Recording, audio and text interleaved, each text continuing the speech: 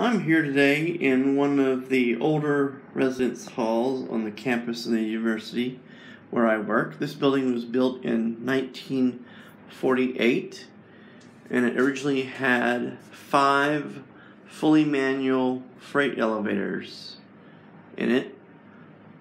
4 of the elevators ran the full height of the building from the basement to the 4th floor, and one of them ran 2 floors to serve a cafeteria. The first one of these elevators was removed in 1987 and now resides in downtown Pawnee, Oklahoma.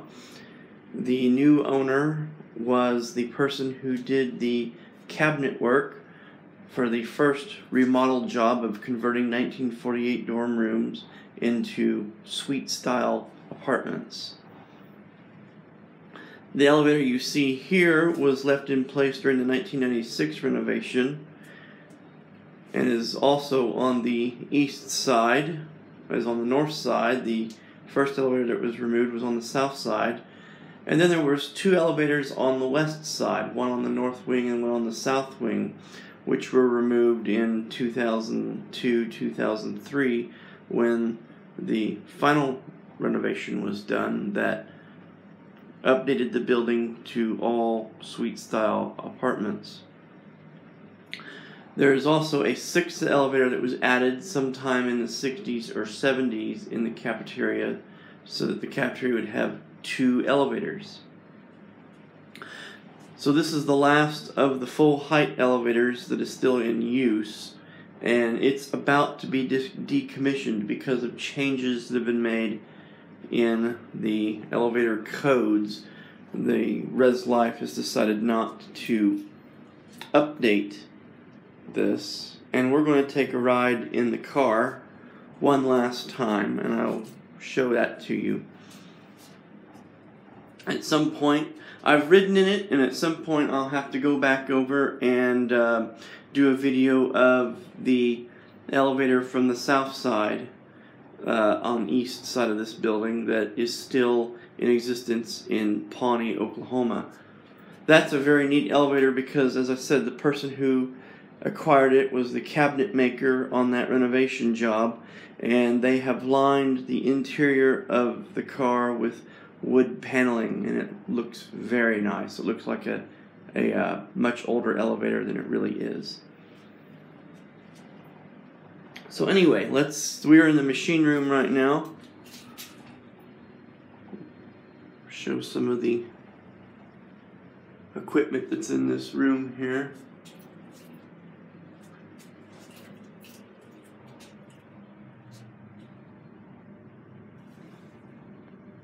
You can pause this to read it as you desire.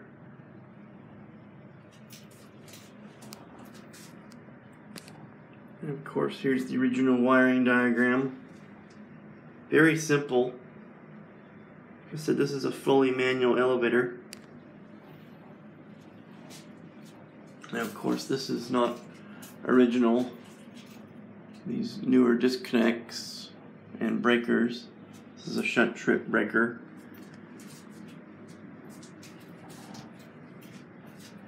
And of course, remember to lock out, tag out.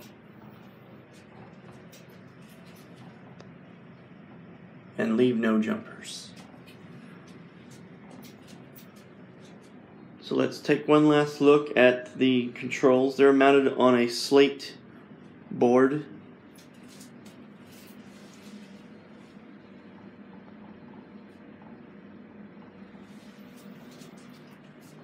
And it's operated by a single-speed AC motor.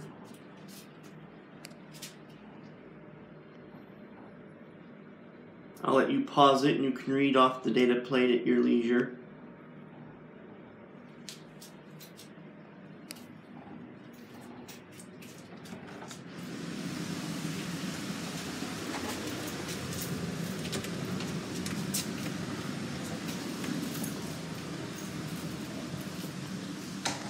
This is the car itself.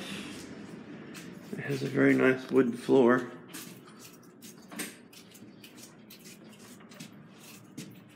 Now these would have originally had a Bakelite handle on here, and of course, as you can see, it's now gone.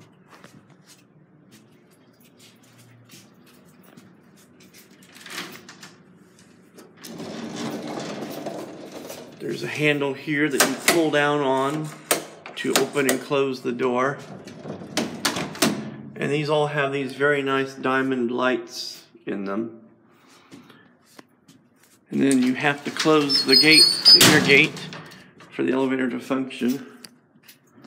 And we'll go up and down on it. I don't think you can see the where it says there's a U and a D there that indicate the directions.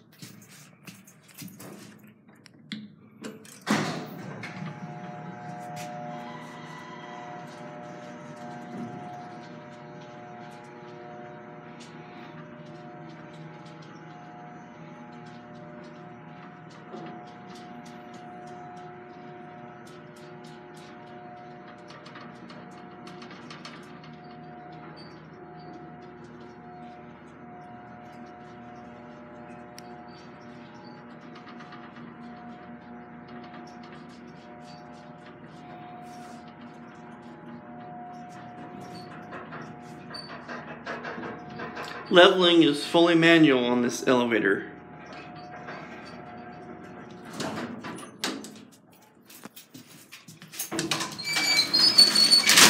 As you can see, I got it just a little bit low. This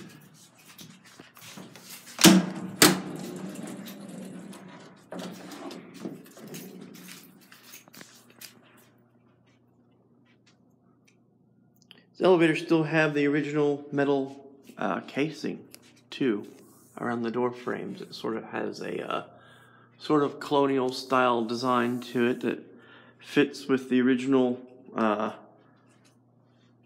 what the original interior of the building would have looked like. This is the 1996 renovation of the northeast wing.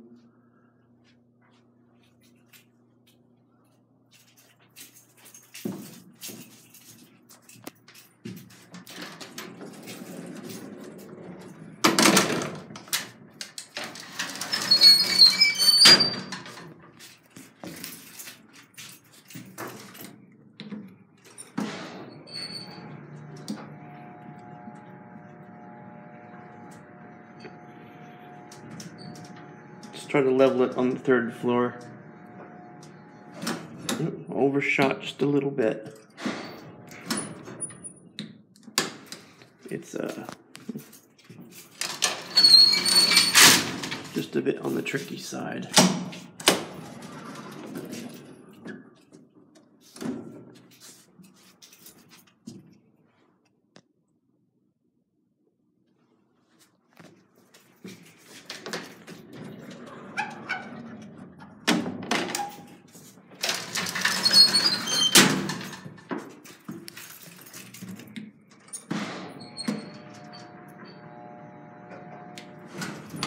Of course, you can open it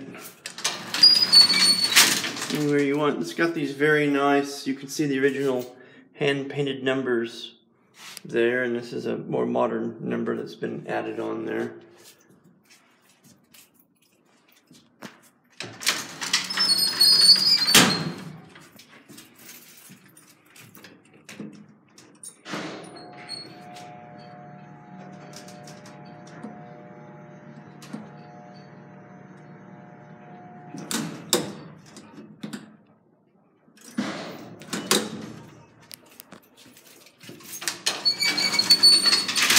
That's the closest I've gotten it, I think. Watch your step. I think the flooring is made out of maple. This is very nice tongue and groove maple flooring.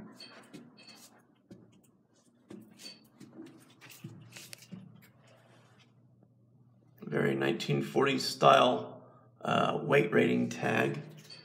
And then the ceiling is just metal with just a regular old light bulb in the middle.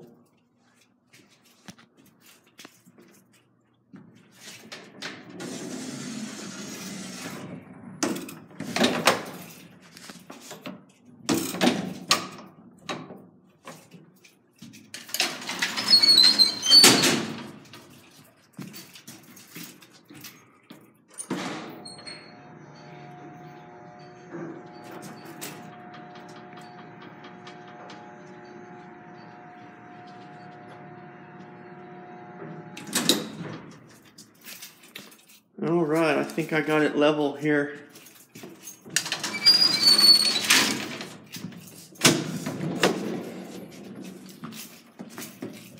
Just almost perfect. Of course, these have a very neat appearance when the doors are closed. They have these, like I said, these nice diamond lights in them.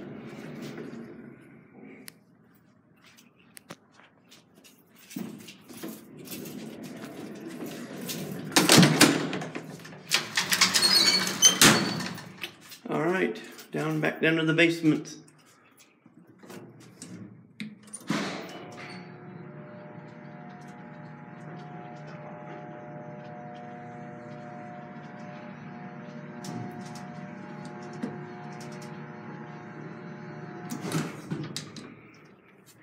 And it will automatically stop at the bottom, but it will be below level slightly, so you've got to kind of level it yourself when it gets to the bottom here.